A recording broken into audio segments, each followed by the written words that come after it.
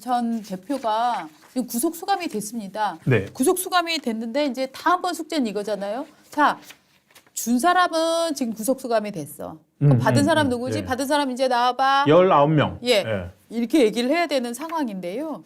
그러니까 이제 각 의원들은 받은 적 없다, 뭐 여러 가지 이제 입장을 아니면 예. 뭐 어떤 분들은 입을 꾹 다물고 있거나 이런 지금 상황인데 예. 문제는 뭐냐면 지금 이 사람들이 수수 의혹에도 불구하고 다음번 공천에서 이것 때문에 공천을 못 받거나 하지는 지금 않는답니다. 민주당이 네. 안 하겠다고 한 거죠. 이거는 맞습니다. 관계없다고. 맞습니다. 예. 공천에 아무 지장 없다. 네. 예. 그런데 지금 이제 논란은 뭐가 있냐면은 송영길 의원이 구속 수감이 되어 있는데 부인이 한 맺힌 페이스북을 올렸습니다. 뭐냐. 전두환 때도 안 이랬는데 지금 윤석열 정부에서 우리 남편을 못 만나게 하고 있다. 정말 피눈물 흘리면서 페이스북 올린 거 한번 먼저 보시겠습니다. 야, 또 여기 또 송영길 씨 부인도 또 저기다가 또 서울에 보면 끌어오나요? 네. 남편이 어젯밤 구속돼서 오늘 아침 구치소 면회를 갔습니다. 코로나 때문에 3일 경과돼서 면회 가능하다고 해서 목요일 오후 1시 45분 면회 시간을 지정해 줬어요. 약과 영치금을 접수하고 남편 핸드폰을 받아왔습니다. 그런데 오후 4시 20분경 구치소에서 전화가 와서는 검찰이 기소시까지 변호사와 가족, 지인 등 변호사 외 가족, 지인 등 모두 접견을 금지시켰습니다. 네. 화상 통화도 안 된답니다. 책 반입도 안 되고 서신도 안에서 밖으로 내보낼 수 없습니다. 최근 정치인 중 이런 검찰의 접견 금지 요청을 받은 적이 있냐는 물음에 없는 것 같다. 누가 했는지 얘기해야 돼요. 지금 없는 것 같다고 아니 전두환 독재 때도 가족 면회는 가능했고 책은 들여보내줬는데 이게 웬 말인지요. 도와주시길 간곡히 부탁드립니다. 송영길 수감자 아내 남영신 올림. 자, 송영길 수감자 아내 남영신 씨는 어떤 사람인지 송영길 블로그에 그 힌트가 나와 있습니다. 한번 보시죠.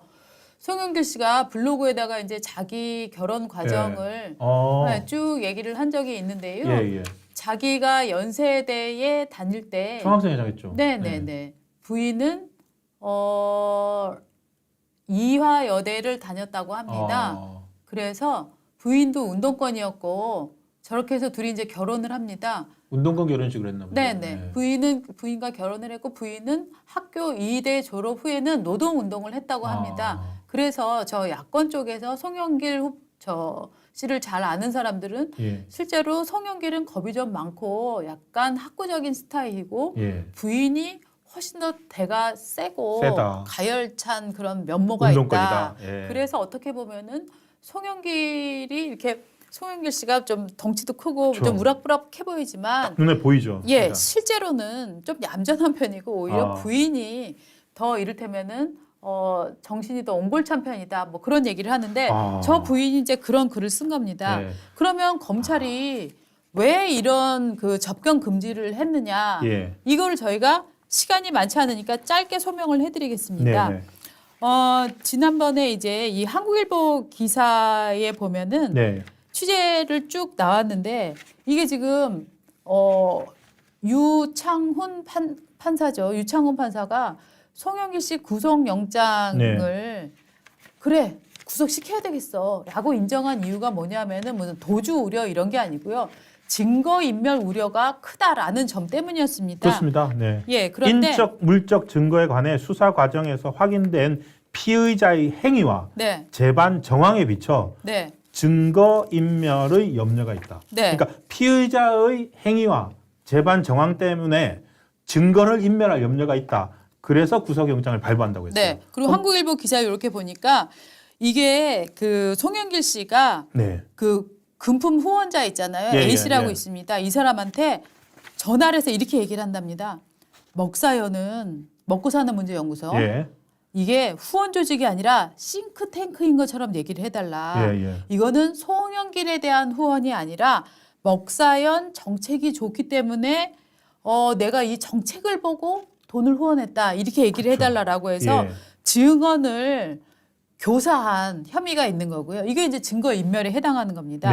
그다음에 압수수색 조짐이 있는데 이걸 미리 알아챘다고 해요. 송영길 씨가. 사실 정보가 많이 있겠죠. 그리고 뭐 검찰이나 경찰이 얼마나 또 이런 일종의 이 사람들의 민주당에 대한 우군이 있겠습니까? 그렇죠. 그러니까 아마 들어갈 거예요 그렇죠. 라고 얘기를 해줬을 예, 겁니다. 예. 그러니까 강제 수사 조짐을 먼저 알고서 먹사연 자료 폐기를 송영길이 지시했다라는 정황을 지금 충분히 소명을 했고 검사가 그러니까 판사도 아 이거는 위험하구나라고 생각을 했다는 겁니다. 네. 그 구체적으로 그 컴퓨터 하드디스크 포맷을 시켰는데 어떻게 했냐면 송영길에서 강내구, 강내구에서 이성만, 그 다음에 강내구가 이 얘기를 알고 이성만에게 얘기를 하고 그 다음에 이성만이 송영길에게 얘기하고 송영길이 보좌관 박용수에게 얘기하고 박용수가 먹사연으로 이어지 이런 식으로 쭉 연결고리가 돼갖고 야 강제수사 들어온대 빨리 컴퓨터 포맷해 이거를 쭉쭉쭉쭉 전달을 해갖고 결국 포맷된 정황을 보고서 검사들이 자 이런 정황이 있는데도 이 사람 지금 구속수를 안 하실 겁니까? 판사 이거는 정말 이걸 안 해주면 내가 욕먹겠구나 네. 라고 해갖고 구속영장을 발부를 한 겁니다. 거기다가 송영길 의원은 여기 전 의원 대표는 이걸 또 다 또 차명폰으로 했대요. 네. 그리고 이 정도인데 그러니까 유창훈 판사가 누굽니까? 네. 이재명 대표 그 구속영장 기각한 사람이잖아요. 맞습니다. 그러니까 이 사람이 봐도 이건 도저히 안 할 수가 없다. 네. 그래서 구속영장을 발부를 한 거고요. 그러니까 저 남영신 맞나요? 아까 네네. 그 남영신 씨는 거짓말을 하는 게 하나 있어요. 뭐요? 그것도 한번 다시 한번 보여주시죠. 네. 이런 전례가 그러니까 뭐 접견 금지를 네. 정치인에 대한 접견 금지 아래 부분에 그렇게 한 적이 있느냐라고 물어봤어요. 누구한테 물어봤는지도 없어요. 그렇게 듣고는 했더니 저의 물음에 없는 것 같다고 한 다음에 바로 전두환으로 넘어갑니다. 너무너무 정치적이에요. 네. 지금 서울의 봄이 이번 총선에 영향 미칠 거라는 인식들이 네. 많잖아요. 바로 전두환 독재 때도 가족 면회는 가능했고 책은 들여보내줬는데 이게 웬 말이에요. 도와주시길 간곡히 부탁드립니다. 그랬는데 저게 완전 거짓말이에요. 검찰에서 뭐라 했냐면은 송 전 대표에 대한 일반 접견 금지, 전화, 서신, 이메일 금지 포함은 윤관석 의원, 강내구 전 수자원공사 상임감사, 박영수 전 보좌관 모두 구속수사 기간 중에 네. 동일하게 받은 거다. 왜냐하면 저 사람들이 팀을 짜갖고 증거를 인멸해야 하기 때문에. 그러니까요. 예. 그러니까 그리고 자기만 그런 게 아니라는 거예요. 맞습니다. 그러니까 책에다가도 어떤 사인을 보낼 수 있고 또 가족이 와서 저희가 그 이화영 씨 부인 사건에서 보듯이 네. 이화영 씨 부인이 정신 차려라고 하니까 이화영 씨가 갑자기 막 증언 뒤집고 막 이랬었잖아요. 그러니까 가족에 의해서 재판이 완전히 잘못 돌아갈 가능성이 있는 거잖아요. 네. 증거가 인멸되거나 그러니까요. 그런 지시를 서로 주고받거나 하기 때문에 검찰에서는 당연히 저걸 제한할 수밖에 없는데 마치 저거를 전두환 독재 때도 가정면회는 가능했다.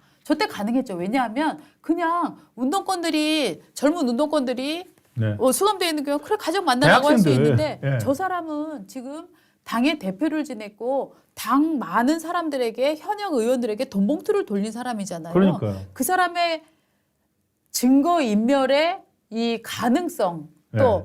그거를 실행할 수 있는 능력과 대학생 한두 명 시위하는 사람의 이 증거를 조작할 능력과는 완전히 다르지 않습니까? 네. 그거는 저게 586 정권의 제일 심각한 문제라고 생각해요. 왜냐하면 네. 자신들이 지금 5선 몇 선 국회의원에 네. 인천시장까지 해놓고도 네. 어떤 부분에서는 그러니까 지금 그리고 저 범죄는 네. 바로 그 야당 대표가 되기 위해서 돈봉투 돌려서 매수하고 네. 그리고 정치 후원금을 빙자해가지고 네. 특정 사업자의 여수 산단지인가요? 네. 산단 폐기물 처리 시설인가 뭔가요? 네. 그런 거 봐주는 대가로 뇌물을 받은 혐의잖아요. 네. 그런 것 때문에 수사를 받으면서 네.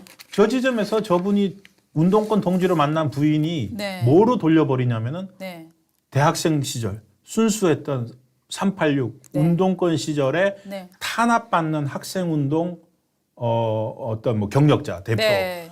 총학생회장에서 활동하던 시절에 그걸로 네. 프레임을 또 싹 바꾸는 거예요. 네. 난 그래서 저게 정말로 저 남영신 씨가 올린 저 글 있지 않습니까? 네, 네, 페이스북 저 글이 송영길 씨 들어가고 다음날 밤에 네.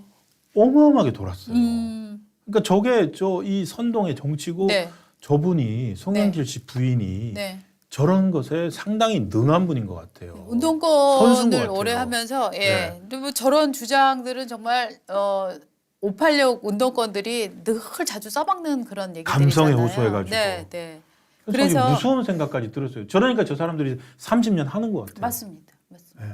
저 여러분들이 지금 남영희 그 민주당의 남영희 씨가 남영신 인천 연수을인가로 나오는 그 저기 남영희 네. 그 저 민주당 저 뭡니까 네. 뭐 당 보직이 있는데 옛날에 대변인 하지 않았나요? 예예 그 여성분 언니 아니냐 즉 남영희가 송영길 처제다 뭐 이런 말씀을 하시는데 남영희 씨가 과거에 나는 송영길의 처제가 아니다 그런 소문을 퍼뜨리면 법적 대응하겠다라고 밝힌 적이 있습니다. 예, 남영희 전 그 민주연구원 부원장 네, 네, 네. 민주연구원 부원장 했는데 네, 네. 이분 남영희 씨 페이스북에 보면은 위에 딱 되어 있습니다. 나는 송영길의 처제가 아닙니다라고 되어 있으니까 네. 이름이 비슷해서 오해를 네. 받는다고 네. 이름이 비슷한데다가 송영길 씨가 인천시장하고 했기 때문에 또 인천이 지역구였기 때문에 네. 남영희하고 많이 다녔어요. 네. 유세도 많이 하고 네. 그래서 오해를 받는데 처제는 아니랍니다. 네. 근데 지금 저렇게 남영신 씨가 저 글을 올리면 어저께 민주당에서 무슨 얘기를 했어야 할까요? 만약에 정말로 저 얘기에 같이 타서 뭔가 윤석열 정권을 혹은 뭐 한동훈 장관의 법무부를 뭐 혹은 지금 사법 체계를 비판을 하고 싶었다면 바로 저거를 갖고 들어와서 당에서 아마 저 성명 하나 냈을 거예요. 그렇죠? 근데 아직까지 안 나오는데. 그리고 뭐라고 얘기하고 있냐면 탈당한 개인이다. 예. 탈당한 개인이다. 자 이재명 대표 비정하다. 네. 지금 송영길이 어떤 사람입니까? 이재명 대선 후보 될 때 민주당 네. 대표였죠. 예? 그리고 그 이재명 무엇보다 떨어지니까 자기 지역구를 줬죠. 그쵸. 그리고 될 것 같지도 않은 서울시장 네. 후보 나가서 네. 혼신을 다했죠. 그냥 이재명 대통령하고 대표 만들기 위해서 혼신의 네. 힘을 다했는데 네. 외면하는 건가요? 그렇죠. 지금 탈당한 개인이다. 저걸 우리가 전문 용어로 손절이라고 하잖아요. 지금 민주당에서는 손절 분위기입니다. 네. 자, 그러니까 많은 분들이 그런 얘기 하잖아요. 도대체 송영길은 왜 이재명한테 그 자기 지역구를 물려줬을까? 보답이 뭐였을까? 송영길이 쏘은 거죠. 송영길 다 했고 지금 이재명 저는 그렇게 네. 합니다. 이재명 대표 주의로 네. 지금 저 시간이 다 됐는데 이재명 대표를 통해서 타고서 이재명이라는 숙주를 이용해서 다음 원내로 들어오려고 한 애들이 한총련 세대 아닙니까? 네. 90년대 386들의 후배 세대인 그 사람들이 지금 차기 총선을 통해서 민주당 들어오려고 하거든요. 송영길 같은 386이 이제 더 이상 없어도 되는 거예요. 하지만 민주당은. 송영길 같은 386 그 동료들은 쉽게 물러나지 않습니다. 그래서 민주당에서 전쟁이 곧 일어나게 됩니다. 즉 99386과 그러네요. 예. 구운동권. 네. 옛날 그다음에 신운동권. 신운동권. 옛날 그 종로 김두한 영웅 네. 영웅 시대인가요? 그런데 보면 구마적 신마적 하는데 네. 그러니까 구마적하고 신마적하고 싸우잖아요. 네. 마포를 사이에 두고. 그러니까 정말 네. 우리나라 체제를 무너뜨리기 위해서 각종 전과를 갖고 있는 구전과자 세력과 그다음에 또 고문 뿌락지 치사 사건 뭐 예. 이런 거를 일으켰던 또 신범죄자 세력이 있습니다. 운동권 세력 중에. 신운동권. 예. 그러니까 정말 범죄자와 범죄자의 대결이 지금 또 되고 있는 거예요. 전과자와 전과자의 싸움이 민주당에서 일어나고 있는데